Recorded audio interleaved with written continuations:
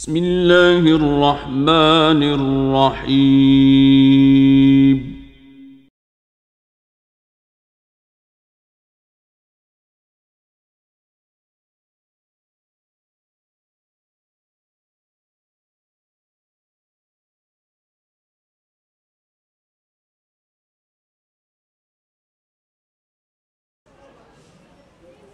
اس وقت ہم bread Ford کی سرزمین پر بیٹھے، یہ یورپ ہے، برطانیہ ہے،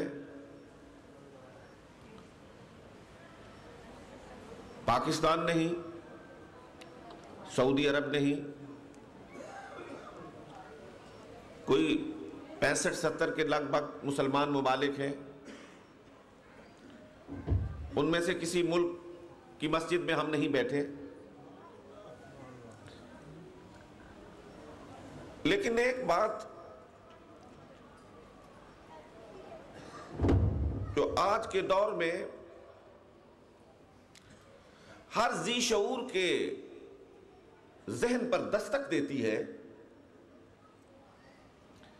اور دستک نہیں دیتی، ہلا کر رکھ دیتی ہے، کہ ہم ہر مجلس میں یہ سوچنے پر کیوں مجبور ہیں کہ امت کی زبوں حالی کے ازالے کے لیے دعا کیجیے۔ آخر یہ امت زبوں حالی کا شکار کیوں ہو گئی؟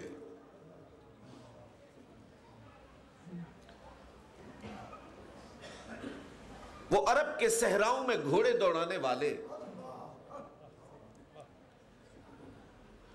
وہ شرق اور غرب میں فتح کے جھنڈے لہرانے والے،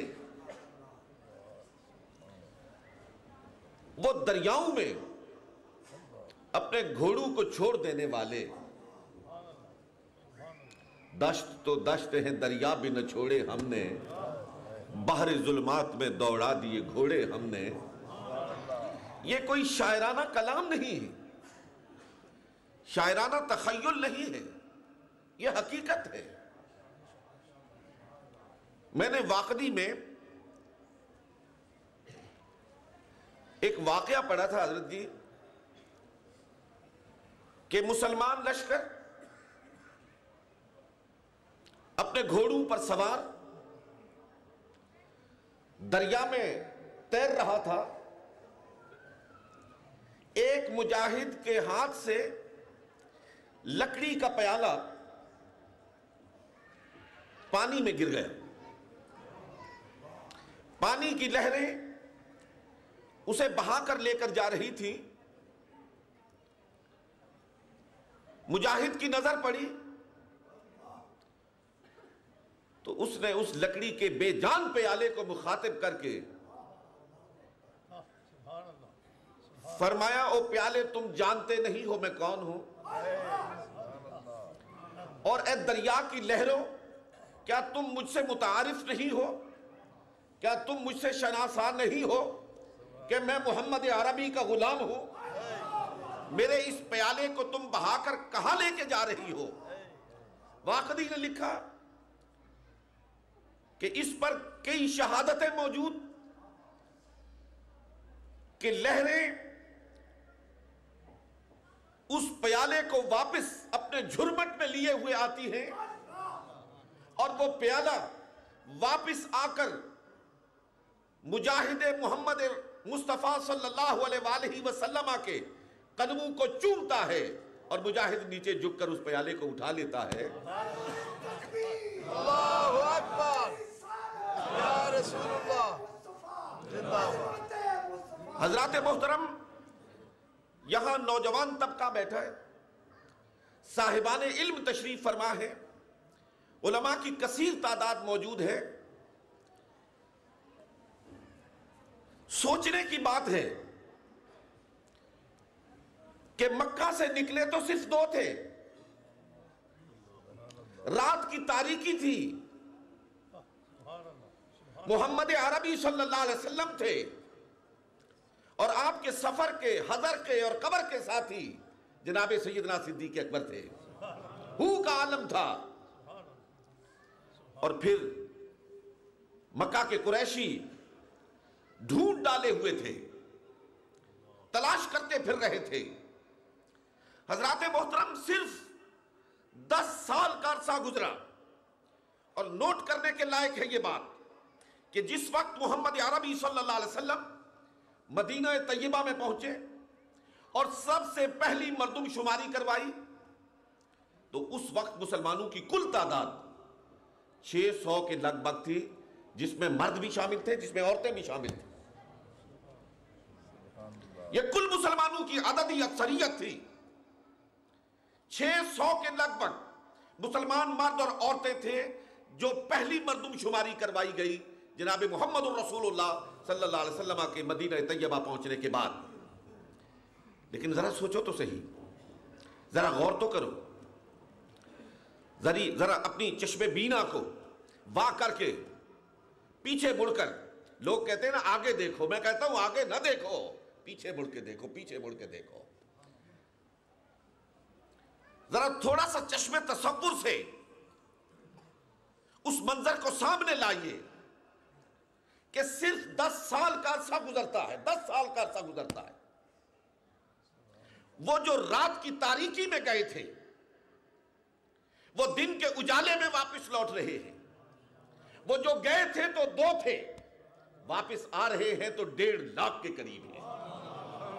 جب گئے تھے تو اس وقت بلال حبشی اور صہیب رومی کی چیخوں کی صداؤں میں گئے تھے، اور جب واپس لوٹ رہے تھے تو مکہ کی پہاڑیوں سے اللہ اکبر کی صداؤں کی گونج میں نیچے اتر رہے تھے۔ حضرات محترم، وہ کیا دور تھا؟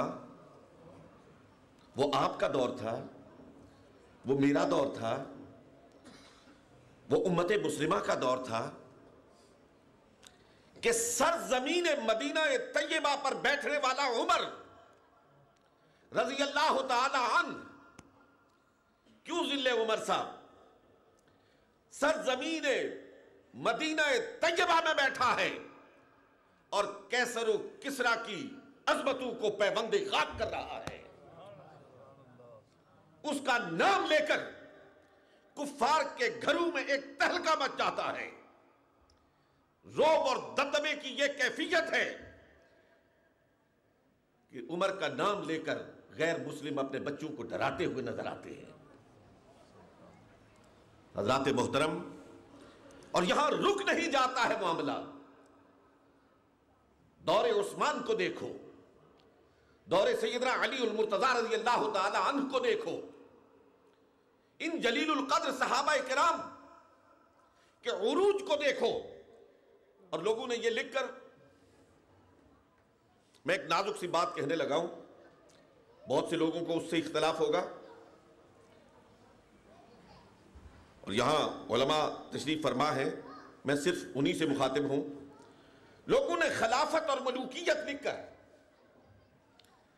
ایک لکیر کھینچنے کی کوشش کی ہے کہ خلافت ختم ہو گئی، حضور علیہ السلام کا دور، اس کی برکات، اس کے فضائل، وہ عدل، وہ انصاف، وہ تم تراک، وہ تنتنا، سیدنا علی المرتضیٰ کے ساتھ ہی رخصت ہو گیا۔ نہیں، میں اس سے اتفاق نہیں کرتا ہوں۔ برکات محمد مصطفیٰ صلی اللہ علیہ وسلم کا سیل رواں کہیں رکتا ہوا نظر نہیں آتا ہے۔ آگے بڑھیے دوستان محترم، خلافت اور ملوکیت کو لکھنے والے اور پڑھنے والے کیوں آنکھیں کھول کر عمر بن عبدالعزیز کے دور کو نہیں دیکھتے ہیں؟ اور پھر آپ یہ کہیں گے کہ یہ تو ایک تابعی کا دور تھا۔ میں تابعی کی بات نہیں کرتا، میں اس سے آگے بڑھتا ہوں۔ آپ اپنے جلال کی بات، آپ اپنے کمال کی بات کو دیکھیں۔ معاملہ یہاں نہیں رکتا، میں عرب سے باہر نکلتا ہوں، میں عجم میں آتا ہوں۔ کیوں نہیں آنکھیں کھول کے سلطان شمس الدین التتمش کو دیکھتے ہو؟ کیوں نہیں دیکھتے ہو جو پورے بر صغیر پر محمد عربی صلی اللہ علیہ وسلم کا جھنڈا لہرا رہا ہے، جھنڈا لہرا رہا ہے۔ اور حضرات محترم، سوچنے کی بات یہ ہے کہ سیدنا صدیق اکبر ہوں، سیدنا فاروق اعظم ہوں، سیدنا عثمان ہوں، سیدنا علی المرتضیٰ ہوں، سیدنا امیر معاویہ ہوں، سیدنا حسن ہوں، سیدنا حسین ہوں، عمر بن عبد العزیز ہوں، مامون الرشید ہو، ہارون الرشید ہو، بر صغیر میں آ جائیے سلطان شمس الدین التتمش ہو، اورنگزیب عالمگیر ہو، ان سب کو میں جس جانب آپ کی توجہ اس مختصر ترین وقت میں مبذول کرانا چاہتا ہوں، ان سب کو یہ عزت، یہ عظمت، یہ جاہ، یہ جلال، یہ شوکت کیوں کر حاصل ہوئی؟ حضرات محترم، اگر آپ گہرائی میں جا کر دیکھیں تو صرف اور صرف ایک وجہ سے حاصل ہوئی کہ وہ کرسی پر تھے تو پھر بھی دامن مصطفیٰ ہاتھ میں تھا، وہ کرسی پر نہیں تھے پھر بھی دامن مصطفیٰ ہاتھ میں تھا۔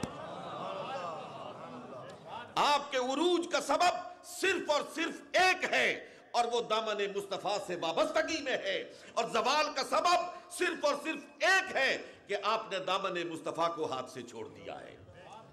بے شک میں کہوں، آپ کہیں، نعرے لگائیں، لیکن حقیقت یہ ہے کہ ہمارا دین نعروں تک محدود رہ گیا ہے، ہمارا دین میلاد کی محفلوں تک محدود رہ گیا ہے، ہمارا دین عرسوں کی محفلوں تک محدود رہ گیا ہے۔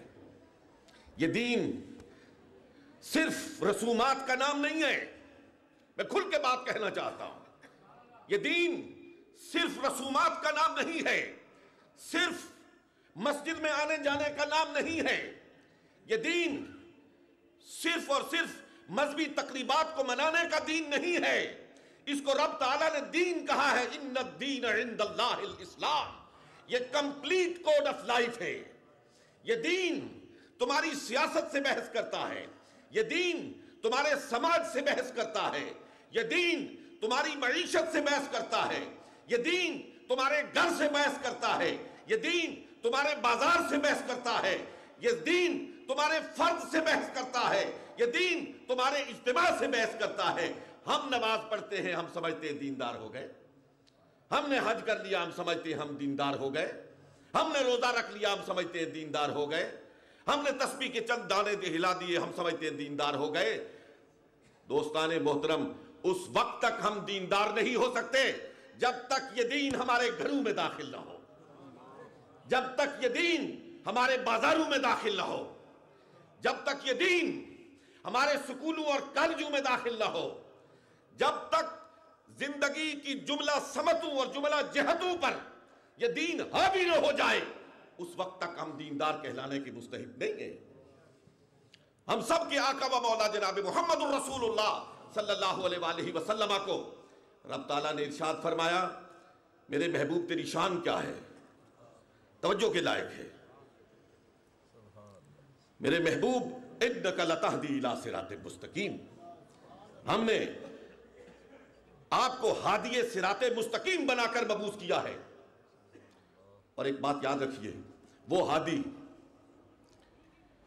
اگر میرے پڑھے لکھے دوست جو یہاں پہ تشریف فرما ہے اس جملے کو سمیٹ کے رکھیں تو شاید کام آ جائے، وہ ہادی کامل نہیں ہو سکتا، وہ ہادی کامل نہیں ہو سکتا جو ہر احتیاج مقصودہ میں ہماری رہبری اور رہنمائی کا سامان فراہم نہ کرے۔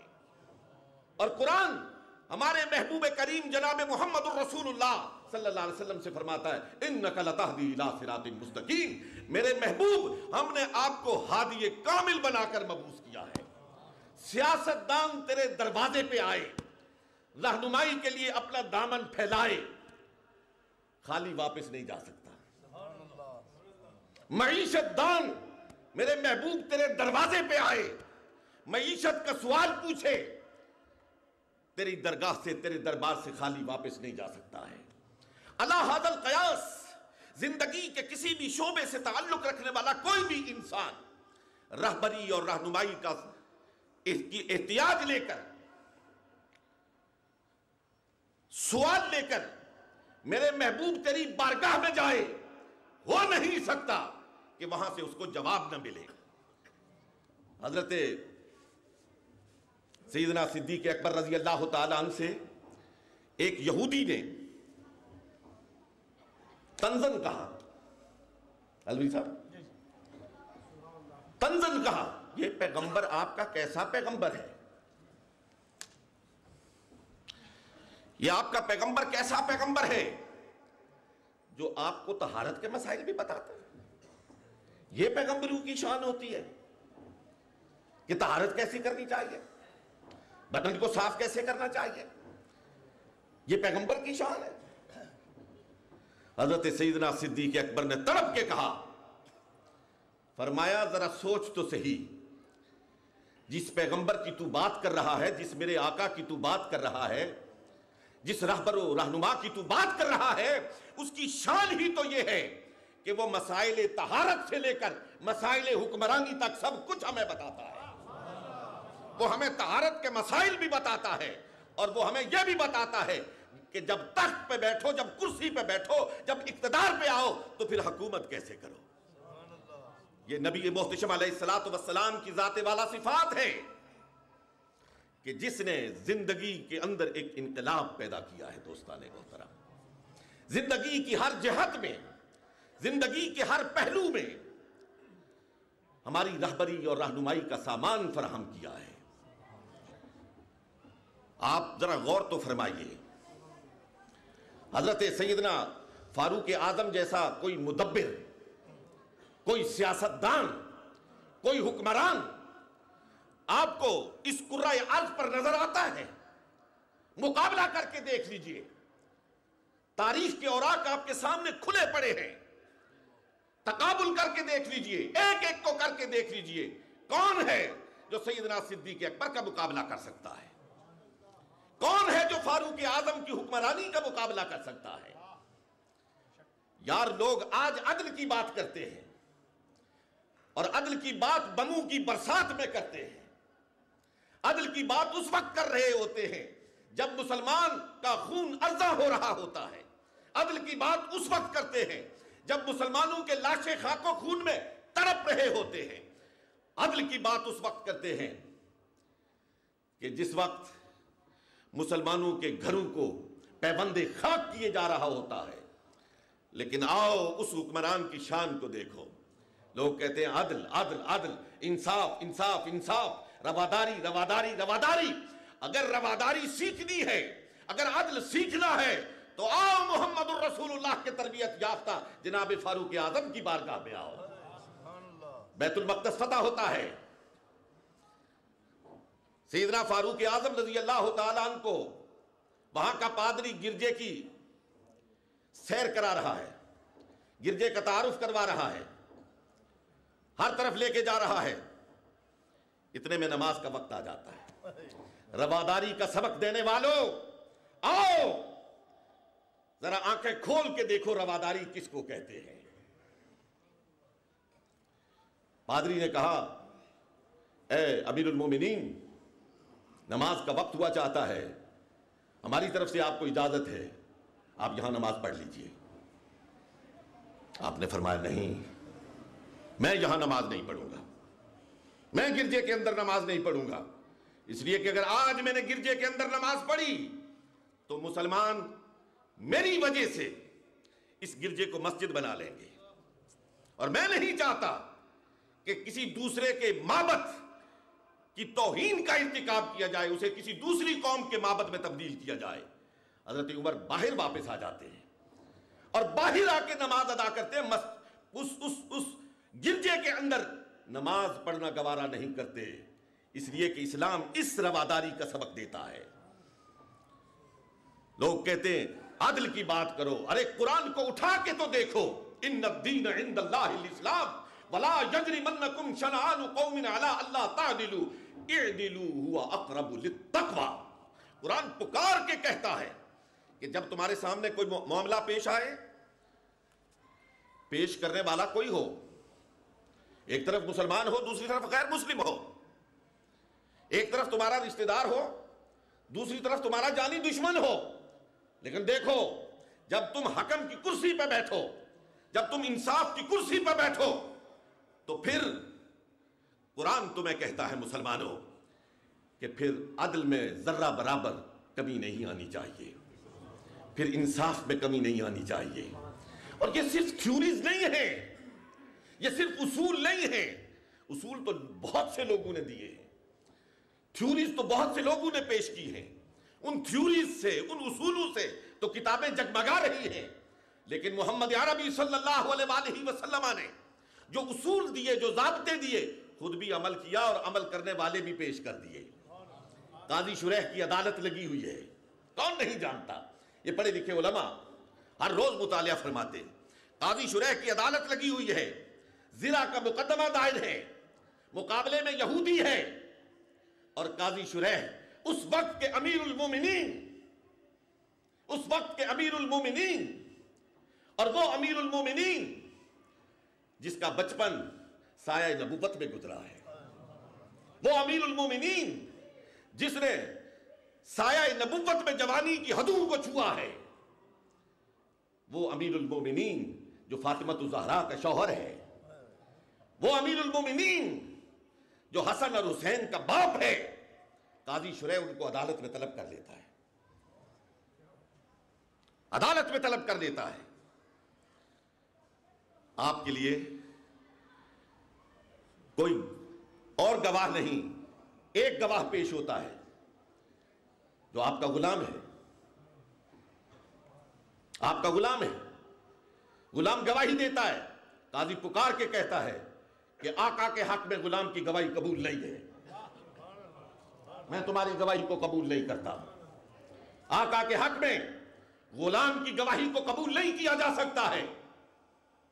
جب فیصلہ کرنے لگا یہودی کے حق میں تو یہودی پکار اٹھا کہ شریح تیرے انصاف پہ قربان جاؤں، زرا علی المرتضیٰ کی ہے. درست کہتے ہیں، درست کہتے ہیں، تو نے انصاف کا بول بالا کیا ہے اور میرے دل کو نور اسلام سے منور کر دیا. حاضرین محترم، صرف تھیوریز نہیں ہے، صوفیوں کی محفل ہے. ایک جلیل القدر صوفی، میں نے ایک مرتبہ کہا تھا، بڑی پرانی بات ہے، کہ نیریاں کی پہاڑی پر خانقاہ نیریاں، ان پہاڑیوں کے ماتھے کا ایک جھومر ہے. خواجہ غلام محی الدین غزنوی رحمت اللہ تعالی علیہ، خداوند قدوس ان کے مزار پر کروڑوں رحمتیں اور برکتیں نازل فرمائے. ان کے عرس پاک کی تقریب ہے. اگر صوفیاء کے حوالے سے بغیر یہ مجلس ختم کر دی جائے یا میں اپنی گفتگو کو ختم کر دوں تو یہ اپنے ساتھ بھی ناانصافی ہوگی، مجلس کے ساتھ بھی ناانصافی ہوگی. حضرات محترم، سلطان شمس الدین التتمش جس کا ذکر میں نے ابھی کیا، یہ خواجہ قطب الدین بختیار کاکی رحمت اللہ تعالی علیہ کا مرید خاص ہے، مرید ہے. اے عرسوں کی محافل میں آنے والوں،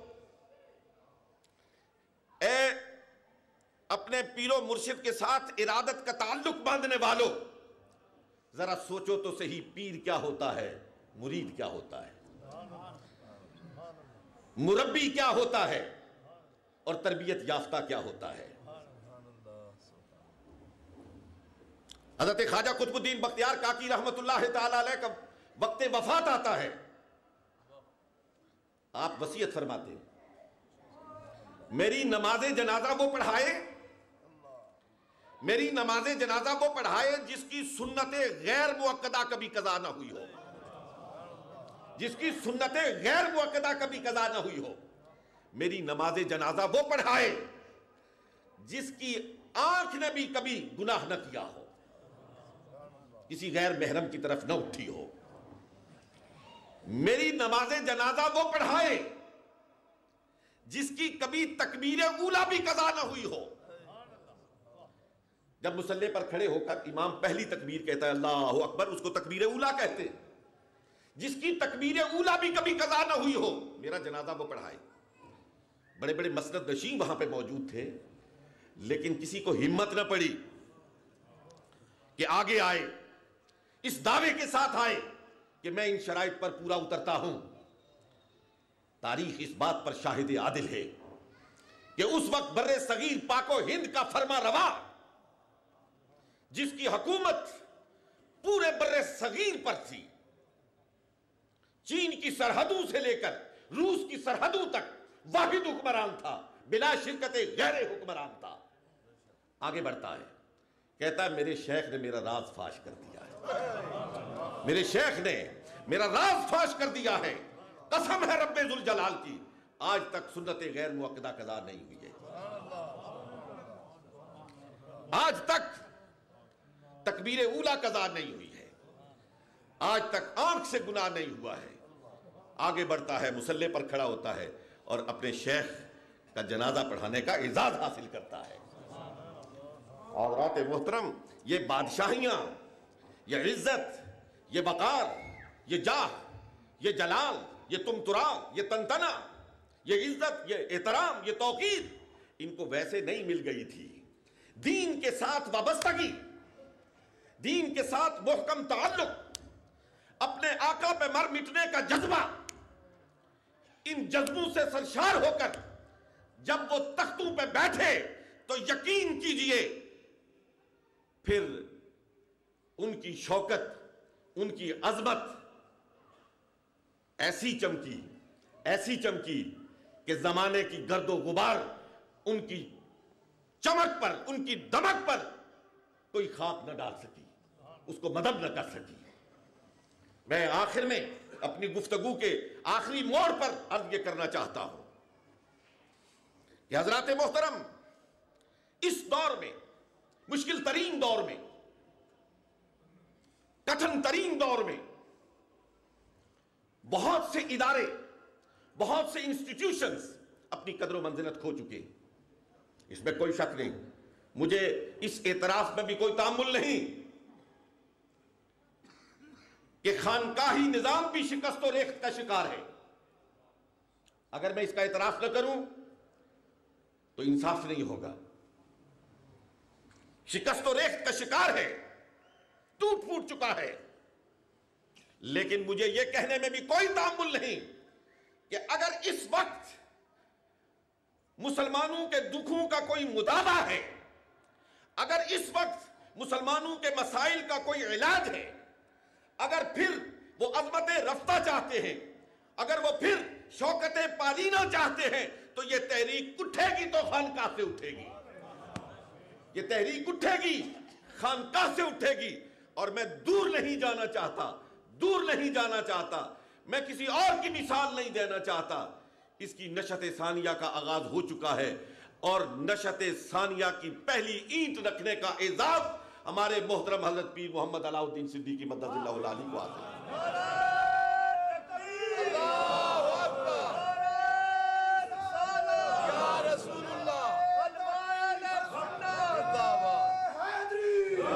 امام شعرانی نے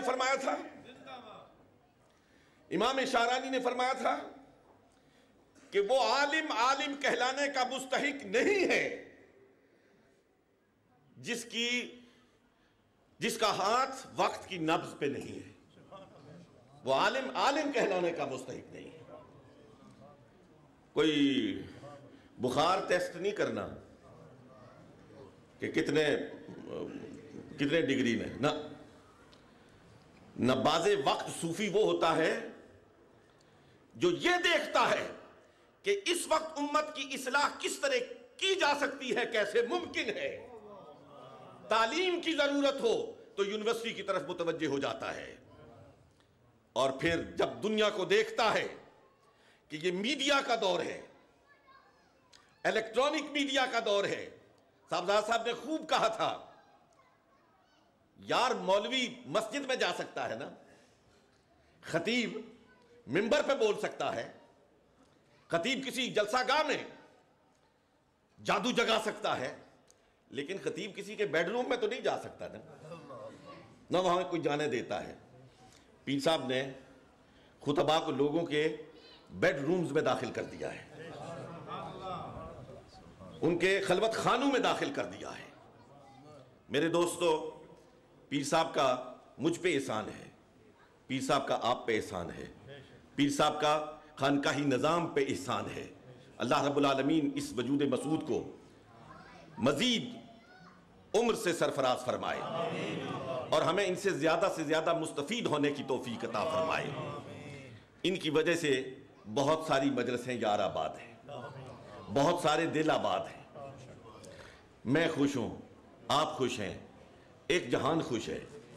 اللہ تعالی ہم سب کی خوشیوں کے اس سامان کو خوش رکھے۔ وآخر دعوانا ان الحمدللہ رب العالمین۔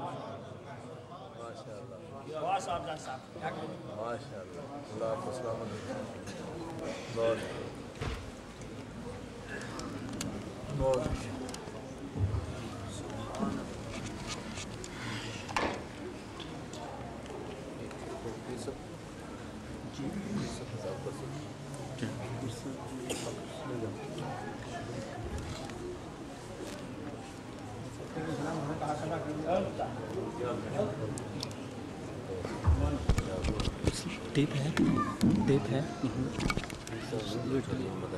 ٹیپ لانا ہے۔